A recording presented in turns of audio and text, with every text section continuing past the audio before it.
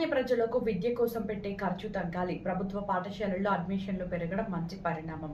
ప్రజలు వైద్యంపై పెట్టే ఖర్చును కూడా గణనీయంగా తగ్గించాలి. మెరుగైన వైద్యాన్ని ప్రభుత్వమే అందించాలి. విద్యుత్ ఛార్జీలు తగ్గేలా చేస్తే పేదవారికి మరింత ప్రయోజనం కలుగుతుంది. ఈ అంశాలపై ప్రభుత్వం ప్రాధాన్యతతో పనిచేస్తుంది. Solar is a game changer. I am using again and again.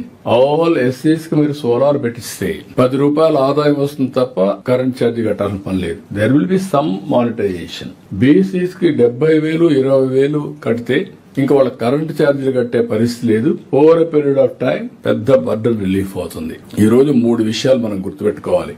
ఒకటి, పేదవాళ్ళకందరికీ ఎడ్యుకేషన్ ఎక్స్పెండిచర్ తగ్గించాలి.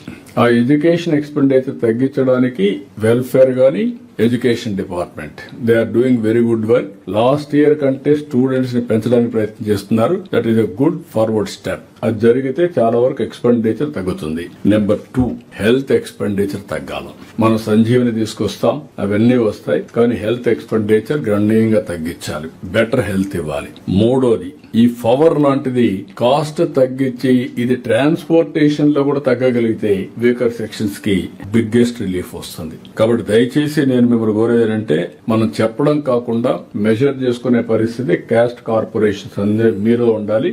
మిగిలిన డిపార్ట్మెంట్స్ అన్ని కూడా కలెక్టర్స్ అంతా ఇంటిగ్రేటెడ్ గా ఈ అప్రోచ్ మీరు తీసుకోవాలి. ఇవన్నీ మనకు ఒక టార్గెట్ ఓరియంటెడ్ గా మీరు ముందుకు పోవాల్సిన అవసరం ఉంది. దయచేసి దీని మీద welfare empowerment is a continuous process. Any democratic కంట్రీసే కాదు, ఎనీ హ్యూమన్ యాంగిల్ ఆలోచించే ప్రతి ఒక్కరు చేయాల్సింది ఏదో వెల్త్ క్రియేట్ చేయడమే చేసి ఎవరైతే డౌన్ ట్రాడన్ ఉన్నారో ఆర్థిక అసమానతలు తగ్గించకపోతే that is not desirable. There is no meaning for that. మనం ఇన్ని గంటలు కూర్చొని బ్రెయిన్ స్టార్మింగ్ కూడా అవసరం లేదు.